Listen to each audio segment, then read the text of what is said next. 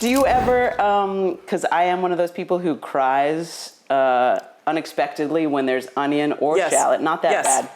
Yes. But, and you know me, I'm nothing if not... a crier. No, I was going to say, from the Central Valley of California, Fresno, I lean into my Fresno-ness whenever possible, so I just went to the dollar store and bought some of those goggles. Because you can buy, did? Well, you can buy the fancy cooking goggles for $20 or $30. So you cook in goggles at home. Or I could go to the dollar store and get these really cool kids goggles, so I'll try to get you all a photo You of that. legit cook in goggles. I mean, just when I'm, shallots and onions. Okay. Wow. Yeah, this friendship's over. I thought it was a fun note. Apparently Jen disagrees. Drink. Let's drink every time Jen rolls her eyes at me. I did not roll my eyes. That's not true. Should we talk about the bubbles again? Getting some free bottles? How about You guys, the Brut bubbles from the Brown Family Vineyards. Oh my gosh. Absolutely spectacular. I am If you're literally folding in the sweating. cheese or if you're cutting chives, 9:20 on a Friday morning. It's really good. Okay. Sorry. Okay. We're gonna do it that way. Your caller. Go ahead. Okay. Okay. I'm gonna take What was I thinking? Inviting scissors Kate on the away. I'm gonna take the scissors away. show? I don't want you chasing me around the kitchen with them. I learned my lesson. Okay. Brothers? A lot of brothers? Just one? Just one. Okay. Yeah, how about you? I had an older sister. Still do. Yeah. didn't want to get Becca, sorry. Offer. Yeah. Talking about knives and scissors. No, but Right. I was a mean younger sister at times. Were you? Yeah. Just, you want to screw with your older siblings because they were mean to you for a lot of years, so. Yeah, well, I mean, sometimes you deserve to be toughened. You need to be toughened up sometimes. Exactly. No, but I mean, that's what I tell people all the time when people ask me, is this your dream job? Can you believe you're doing this? And I tell them, no, this is never in my wildest dreams sort of stuff. I didn't even know that I could be in sports when I went to college. Right. I didn't start calling sports until after I graduated from Yeah. The fact that I'm here cooking with you because I'm calling a Seahawks game in a couple of days, the fact that I'm in Philadelphia now calling Sixers games, it's never in my wildest dreams sort of stuff. And again, sports is a candy shop of life, so we're getting paid to do things that people are going to pay hundreds of dollars to be at, to attend as a fan. So, yeah. Anyway, pretty awesome what we get to do. I think it's pretty fun. Yeah. I also think that there's a real advantage to being a woman in sports. Oh. I think that the question that I get asked is the reverse. It's how hard is it to be a woman in sports? Yep. And I would tell people it's hard to be successful in any industry, right? I don't want to try to say that my path was harder. Yeah.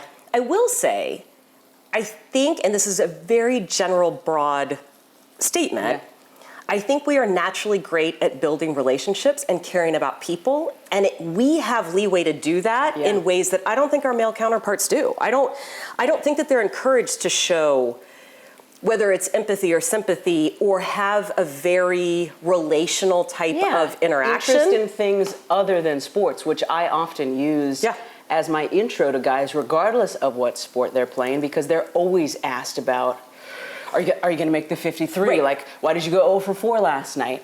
Those questions get tiring when it's like, man, I saw your daughter just started soccer. Yeah. How was her first game? Talk to them like a human being. Right. So I like what you said there. Right. I'm going to just chuck this in your sink. I think that works well. It was dirtying up the set. Yeah. Okay.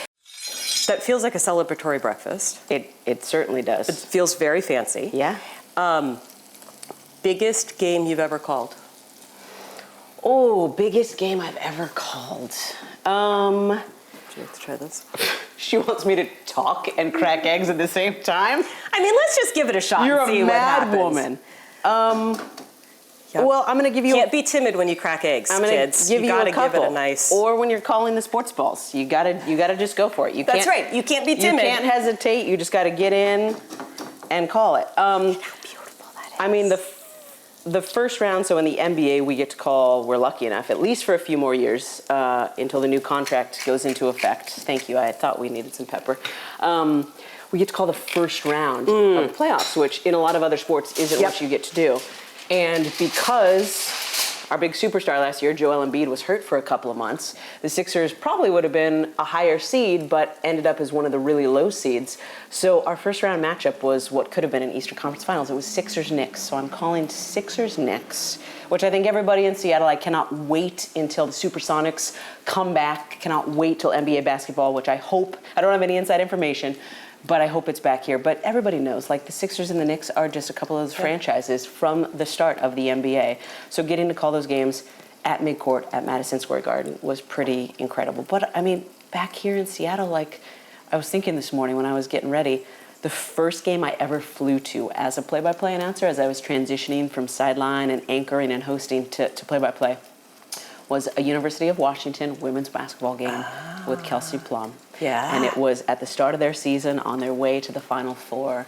So, I mean, the fact that I got to cover Kelsey and that team for so much, got to call UW women's soccer, UW men's soccer, got to call a spring football game a couple of years ago at UW. So, and now Seahawks preseason. It's so fun being back here in Seattle. Do you have a sports room in your house, like with memorabilia? Finally, I do.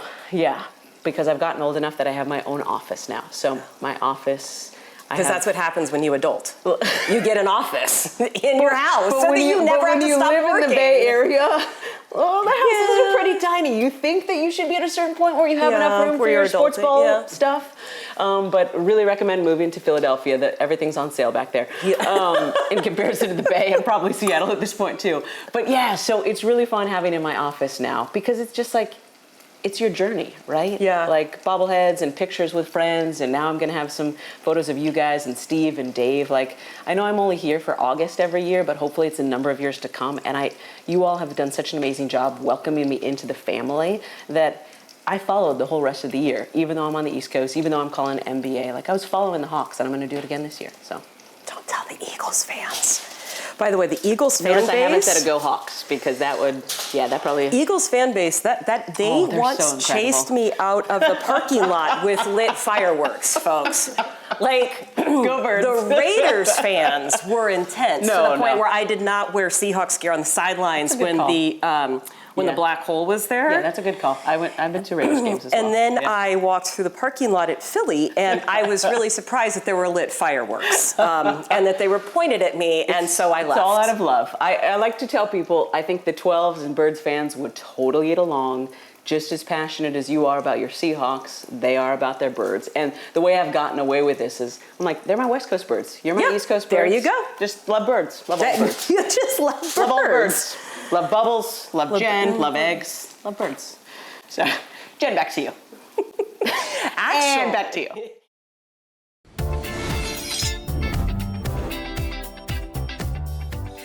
I Cook, You Measure is presented by Safeway, who encourages you to step up for our high school student athletes through the Nourishing Champions program. The collaboration with Champions of Change provides funding for nutritious snacks and meals for all high school sports teams in need. Use the QR code to donate to Nourishing Champions and fuel success on and off the field.